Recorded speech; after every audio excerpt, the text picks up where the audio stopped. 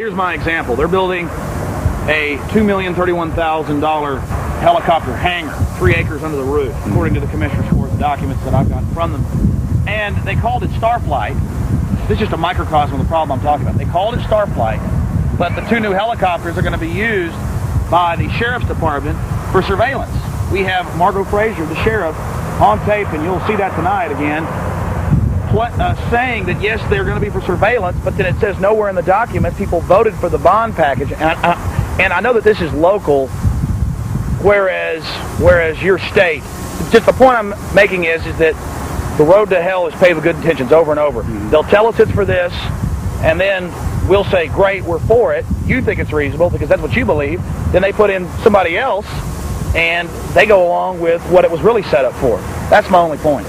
Well, again, this is going to be a state, city, capital metro type of operation. I don't see the federal government having any type of authority to take over the center and use it for something different. The Texas Department of Transportation is not a law enforcement agency. We have no authority to enforce the law, and that's not our interest. Our interest is in making sure that the transportation system in Austin and in the state of Texas is safe and efficient and effective.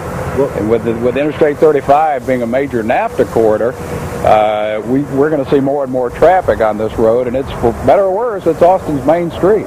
And anything we can do to facilitate the flow of traffic, that's what we're trying to do.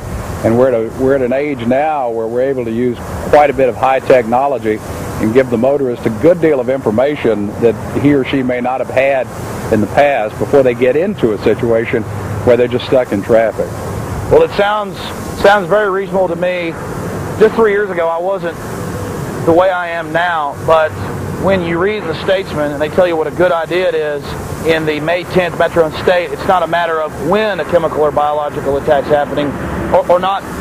The Statesman's exact quote was in the May 10th Metro and State was, it's not a question of will it happen, but when it happens. Then you find out that secret military teams have been dispersed all over the country. And again, I had the police chief of San Antonio saying this. I have articles from around the country. They crashed a helicopter in Houston. The media totally covered it up. And you have this whole move going on. And the Statesman also wrote that in Chicago and other cities, the Marines and Delta are practicing taking over police stations, water facilities, the communication systems.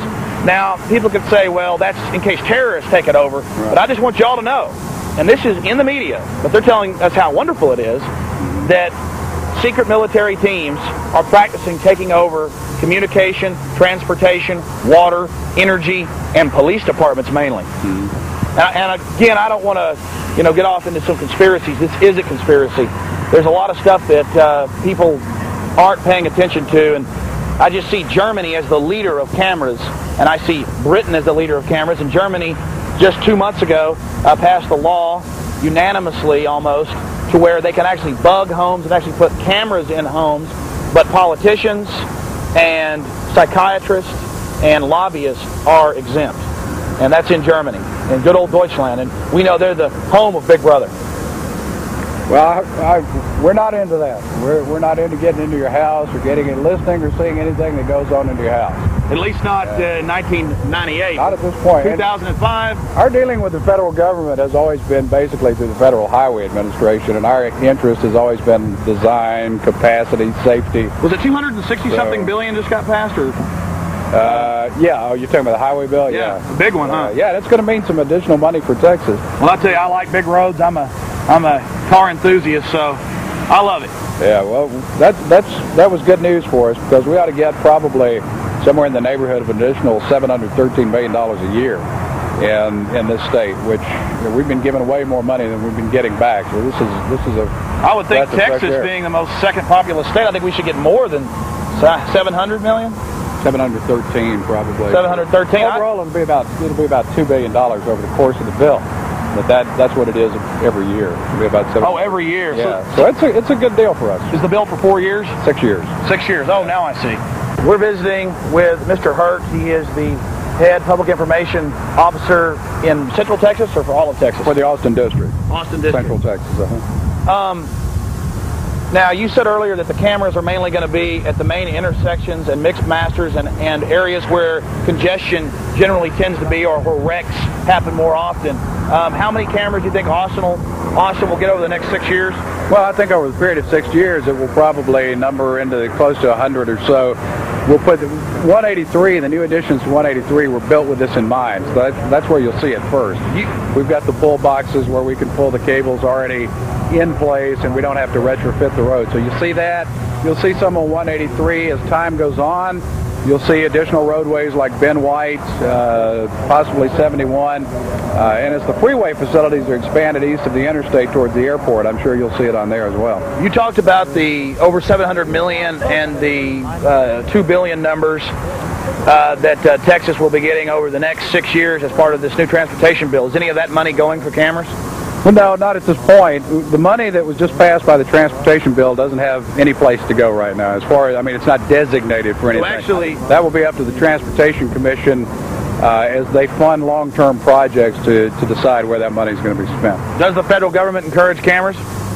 Well, you mean like for traffic management? Yes. Yeah, I would think that all of us do as far as traffic management goes, because it's the quickest way to determine what's going on in a roadway. You don't have to wait for a police car, an ambulance to get there, or a fire truck. So in the length of time it takes to punch up a button, you know what's happening on the roadway. That way you can give your people the correct information. Right. But is the 700 million and the 2 billion over the next 6 years, is that going to help y'all free up other funds to build y'all's new command center, or what would you call it? Well, the traffic management center is going to be paid for jointly through the city, the county, the state, all of us that are participating in it.